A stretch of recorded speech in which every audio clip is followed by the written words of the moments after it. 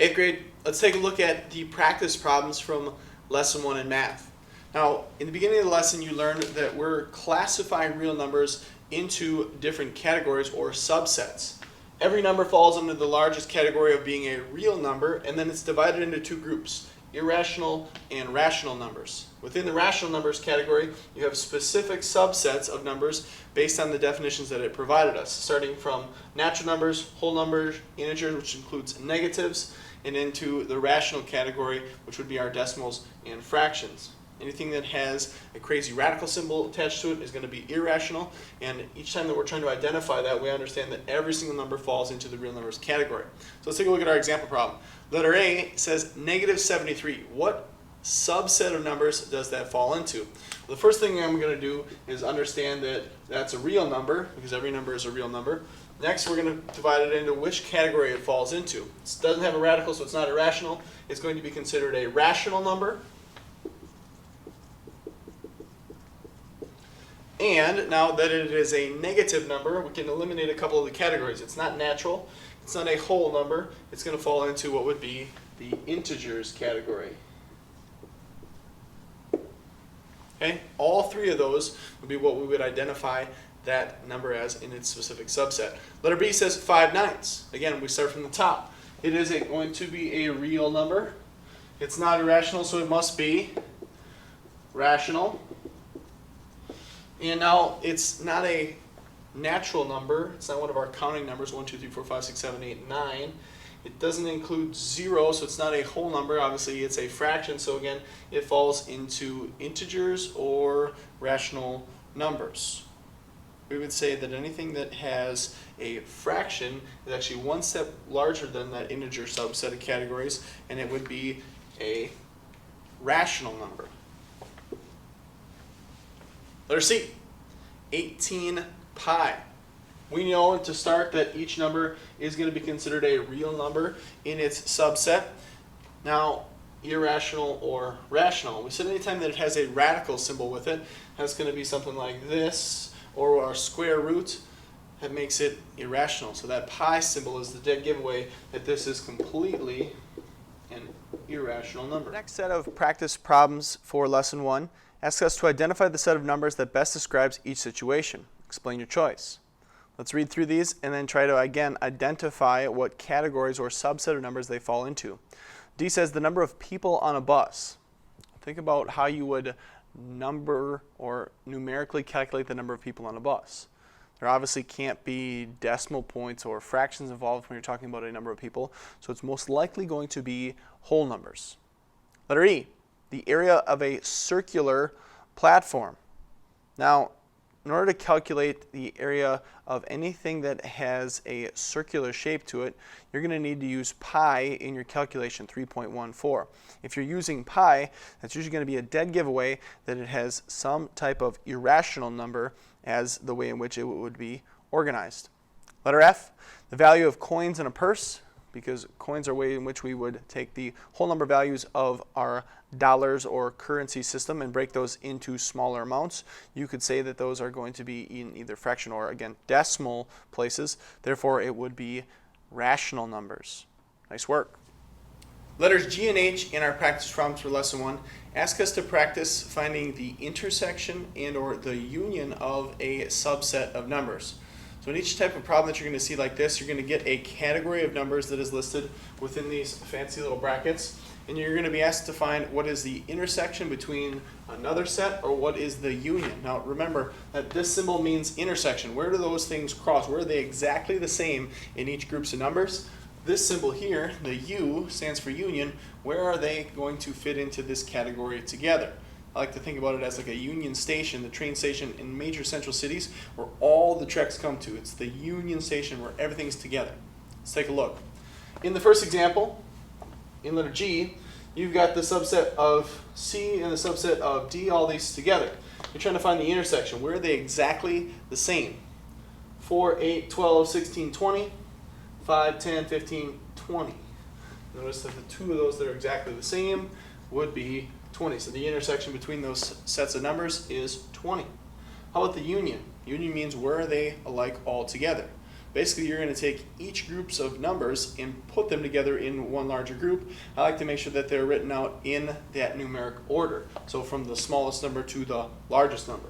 4, take one from here, 5, 8, and you can cross them out as you go as you're working on this so you don't use the numbers twice. 10, 12, 15, 16, and 20. That would be each number in the union of that set. Now, because there is two 20s that are used, you actually don't need to write it twice. It just gets used once to say that that was included in that category, in that grouping. Take a look at letter H. Again, you've got the set for C and the set for D. Let's find where those things are alike, the intersection of those two values. 6, 12, 18, 24, 7, 14, 21, 28. Now, I didn't hear anything that was the exact same number. Therefore, there is no union between those.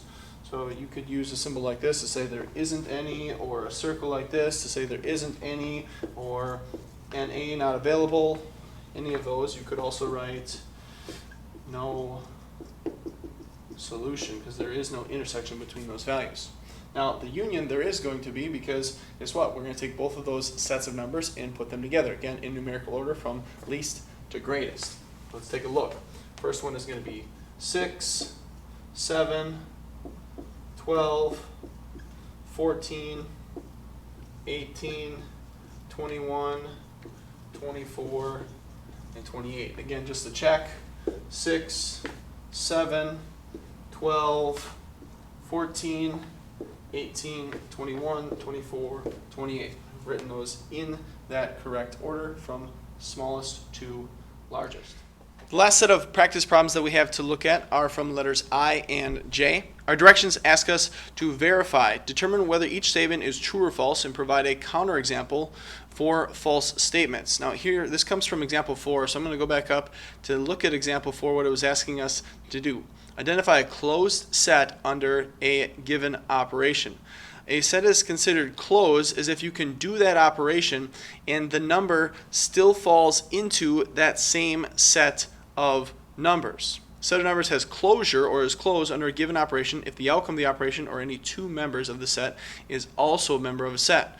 For example, the sum of any two natural numbers is also a natural number. Therefore, the set of natural numbers is closed under addition. Basically, you're going to take the mathematical operation, you're going to apply it to a problem that is presented, and you're going to see what the answer is. Then you're going to try and categorize that answer based on our subset of numbers. If it falls into the same category as what was the initial numbers in that problem, then it's considered a closed set under that operation. So let's look at those example problems again. Letter I, the set of whole numbers is closed under multiplication. So I need to think of any two whole numbers, and then I need to multiply them together. Do I get a whole number from those possible examples? Set of whole numbers is closed under multiplication. So 2 times 2 is 4, 3 times 5 is 15, 5 times 6 is 30. Each time I'm multiplying two whole numbers, I'm getting another whole number. Therefore, this is going to be true. Letter J. The set of natural numbers is closed under division. All right, let's take two natural numbers, so our counting numbers, 1, 2, 3, 4, 5, 6, 7, 8, and 9. And then let's divide two of them to see if they give us another natural number. Let's say 8 divided by 4. 8 divided by 4 is 2. All right, that gave us a natural number, but let's reverse that. What is 4 divided by 8? That's going to give us a decimal. Another example, 2 divided by 1 is 2. Anything divided by itself is going to be itself, but flip that around. 1 divided by 2, well, 1 divided by 2 is 1/2 is 0.5. That's not a natural number, so this is going to be false. And guess what? In those two examples, I just provided for you what would be a counterexample, the opposite of what we're looking for in this actual problem. After you've watched each video, both the lesson and our practice problems for math class today, you've got to make sure that you take care of your assignment. Two places you could find your assignment. Obviously right here underneath this Monday tab for what is today's activity, you're going to complete the IXL assignment that is linked right here. Another place that you can find that link is actually in the weekly assignment checklist. If I open this document, each of the things that I have for the week are listed in here as my checklist, but in the digital copy, as you're seeing right here on Google, you can find that link right here. If it's blue, it's linked to where you need to go, and I can get to that IXL assignment. Now, the first time that you're going to IXL, you're probably going to have to log in. That log information should be the same as it is in your Google login. And if you're using Clever, obviously it's the single sign-on service that you've signed into Clever and gone into IXL. After you've signed in the first time, it should sign in for you. Let me know if you need any help with that. All right, once we're into the actual activity, you're going to have practice problems that show up, and they're going to get a little bit more difficult as they go.